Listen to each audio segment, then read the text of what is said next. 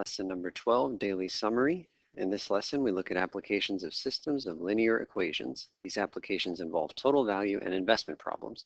Two types of candy sell for $2.50 per pound and $4 per pound. A store clerk is trying to make a mixture worth $11.70, but with twice as much cheap candy as expensive candy. How much of each type of candy should be included in the mixture? Okay, I'm just going to make up a couple of numbers here real quick just so we can get our hands dirty. Suppose that we have, so it says twice as much cheap candy as expensive candy. So suppose that the expensive candy is, I don't know, 3 pounds.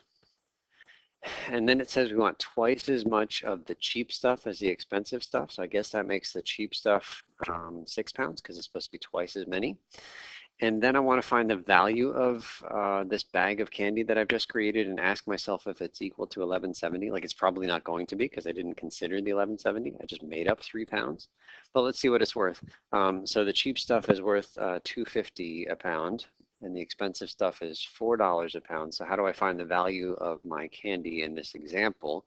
Well, 3 pounds at $4 a pound, I guess we got to multiply those, right? So that's 12 pounds of candy, $12 worth of candy. And then 6 pounds times 250, that's $15 worth of candy. And so all told, I have made a bag of candy that is valued at $27. Super. I've got twice as much cheap stuff as expensive stuff, but now I was after $11.70. So I guess I put way too much candy into this bag, and I should have put less in. So that's the idea, is like, how much should you put in for each kind so that it magically equals $11.70? Apparently it's not 3 pounds and 6 pounds. So let's, I'm going to leave that there for a little bit before I erase it. Let's follow the process here. So first we define some variables. If you look at these word problems, I will tell you very explicitly what I think the variable should be. It says how much of each type of candy. That's what my two variables should be.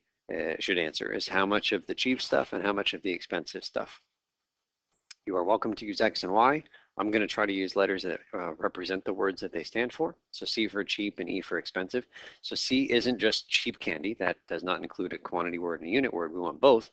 It's the number of pounds. Quantity word, number. Pounds is our unit. Number of pounds of the cheaper candy.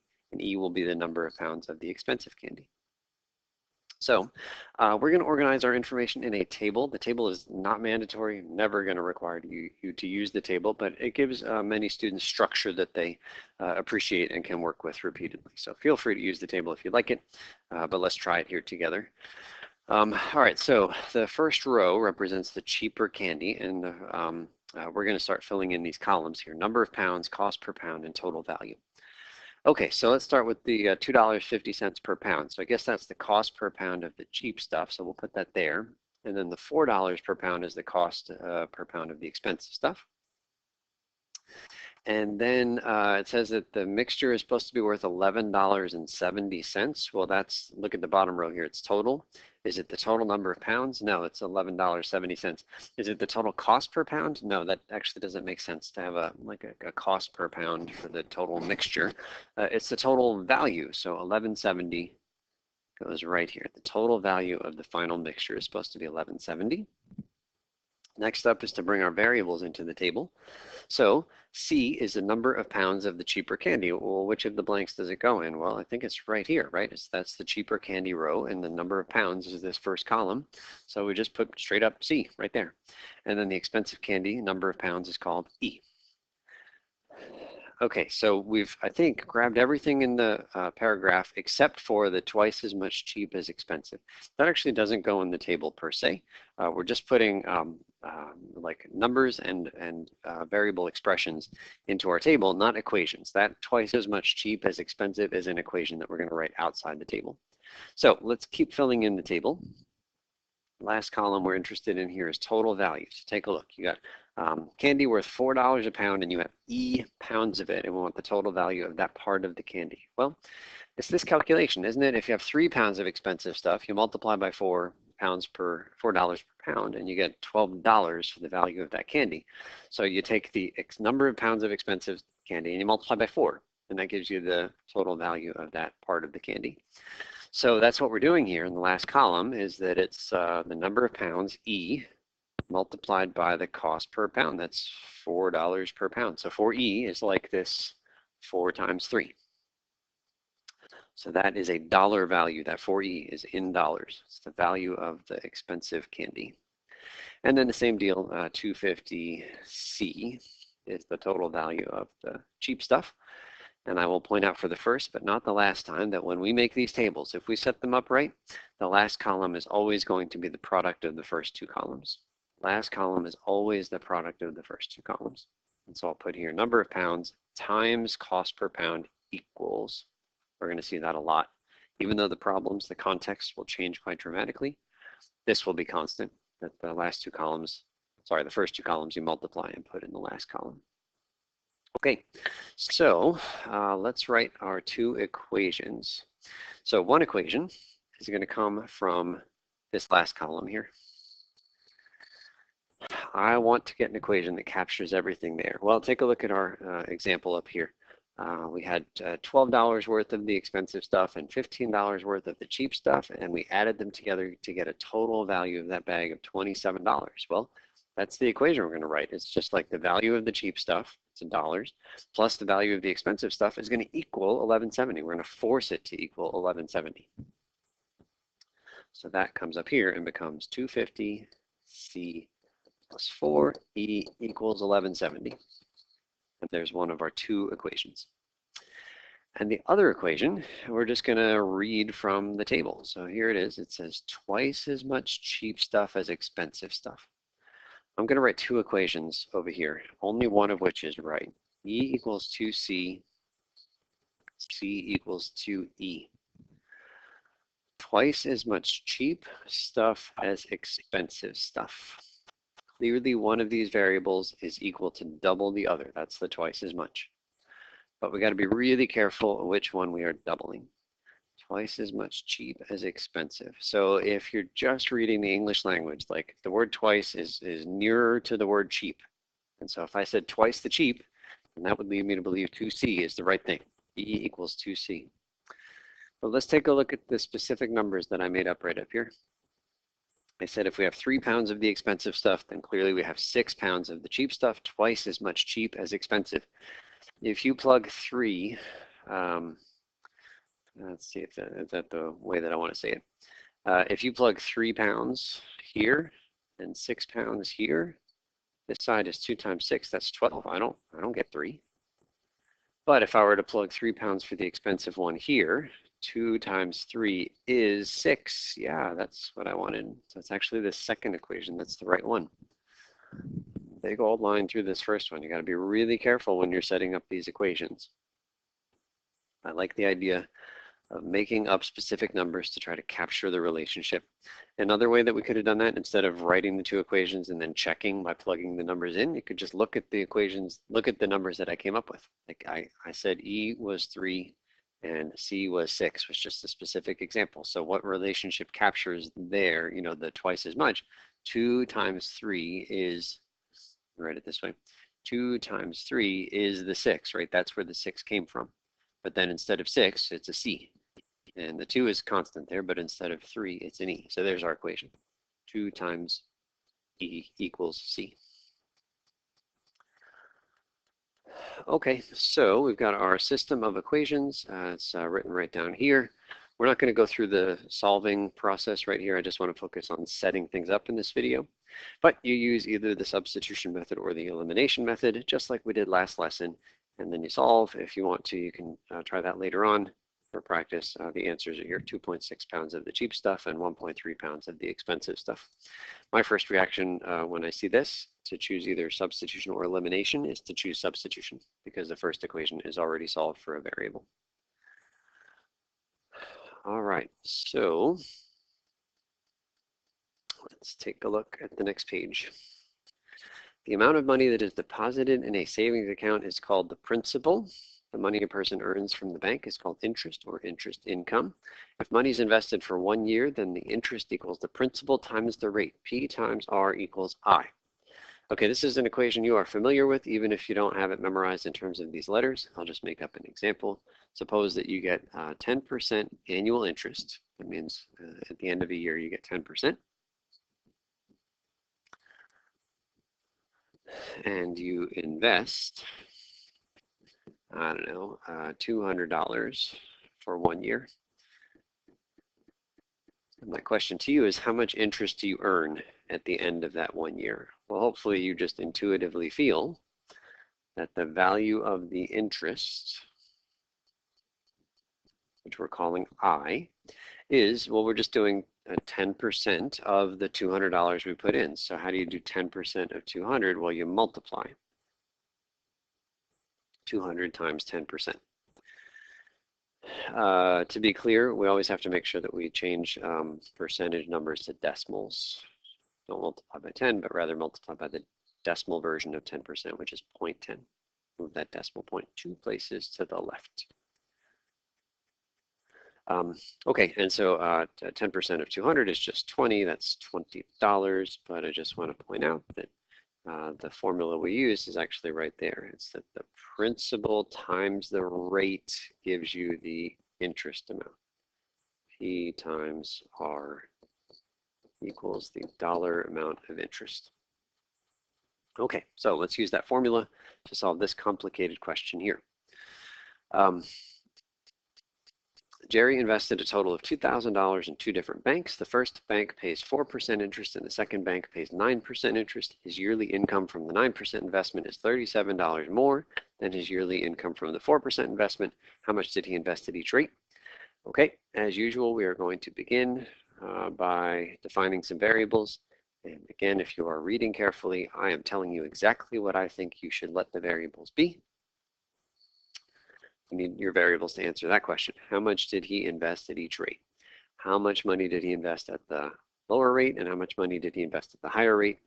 So we'll let L equal the amount invested at the lower rate, but remember, we got to have unit words there too. So it's the amount in dollars invested at the lower rate, and H is the amount in dollars invested at the higher rate. Don't just say L equals low and L equals high. That is a great way to lose the points for defining your variable. Okay, now we're going to organize the information in a table. We got a low row, a high row, and a total row. And let's look at the column headings here. Amount of money invested, interest rate, and then the amount of interest income, dollars for the first and third column. Okay, let's start filling in. I don't like to look in the table and then try to find something to put in that slot in the table. I like to look at the problem and find the homes for all of the different numbers. So Jerry invested a total of $2,000. Great. $2,000 is for sure going in the total row, bottom row. Is the 2,000 the amount of money invested, or is the 2,000 the amount of interest earned? Well, it's the amount of money invested. So 2,000 is going right down here. Great. Next, it says the first bank pays 4% interest. Stop there. That is the interest rate for the lower bank. So you put 4% right here, but we automatically convert it to its decimal form. Careful, it is not 0.4, it's 0.04. Move that decimal point 2 places to the left. 1, 2, which results in introducing a 0.04. The second bank pays 9% interest. That is 0.09. Okay, then it says the yearly income from the 9% is 37 more, blah, blah, blah. So that is actually telling me there's an equation there. And the equation doesn't go directly in the table. Again, we're just putting expressions and numbers in the table, not equations. It's kind of like in the candy problem. It said twice as much cheap stuff as expensive stuff. That was an equation. It didn't belong in the table. So let's ignore the rest of what's given in the problem. We'll come back to that. But we do need to find a home for our variable names. So L is the amount in dollars invested at the lower rate. So I guess L either goes here or here. Which one is it? Well, L is not the interest earned. L is the amount invested. So L goes here. And then H is the amount invested in the high. I'll get that. Okay, now let's take a look at the last column, amount of interest income earned. Okay, so let's take a look. The first column here, amount of money invested, we called that principal. And then the interest rate, that was called, was the letter R for us. Then the amount of interest income was the letter I. And if you remember, our formula up above said that P times R equals I, circled right at the top in blue. And so how do we calculate the last column? Well, we multiply the previous 2 columns. L times 0.04, I'll write it in this order, and then H times 0.09. And just like the candy problem, the last column is the product of the previous two columns. Okay, so I think it's time to start writing some equations. The first equation comes from the first column. All three of those rows are filled in. The amount we invested at the one bank plus the amount we invested at the other bank equals $2,000. Nothing to do with interest there. That's just how much we invested at each bank, and then equaling the total of 2,000. And I'll tell you, whenever I fill in one of these tables, if I have an entire column filled in like I do in that first column, I get really happy because that means I just get to write down my standard equation, add the first two rows and make it equal the last row. I'm not thrilled with this column because there's a blank space, and I'm not thrilled with this column, there's a blank space. So you can only do this easy kind of, add two things and make it equal to the third thing if all three entries are filled in a column, which we actually did have, didn't we, back here? Take a look at that last column. We just added because we had all three rows filled in the last column. Okay, so the other equation is going to come from our crazy complicated sentence. His yearly income from the 9% investment is $37 more than his yearly income from the 4% investment. Okay, this is going to push us. Let's try it. Okay, yearly income from the 9% investment. That is one of the entries that we have filled in our table. We just have to find it. So the 9% investment is the high. So we're only looking in the high row. And we want the income. So the question is, which of the three things in the high row represents the income? Is it H, is it 0.09, or is it 0.09H? Well, the income, the interest income, is his last column. So it is there. 0.09H is how many dollars we earn in interest from that one bank. So 0.09H represents the amount of income earned at the one bank. It's not the amount we invested there. It's the amount that we earned in income as a result of investing there. Okay, next up is, translate that. What symbol is it? It's my favorite symbol in math. It's an equals. Next up, 37 more than. 37 more than means 37 plus. And then finally, yearly income from the 4% investment. Again, it's an entry in the table. It's an income, so it must be the last column. It's that right there. It's the amount of money we earned from that 4% bank, 0.04 L. So there you go. That's the equation. Whew. That's as hard as they get, gang. In terms of translating words into equations, this is tough. But I want you to get to a place where you can do the tough one. Notice that I took these things in pieces. I was not able to just write an equation from the start. I couldn't just read that sentence in all of its dense glory and write down the corresponding equation. I had to break it into its component pieces. There were 4 pieces, and I just circled the 4 pieces and focused on each piece individually and then put them together in that equation. So we've got our system of equations. It's copied down here.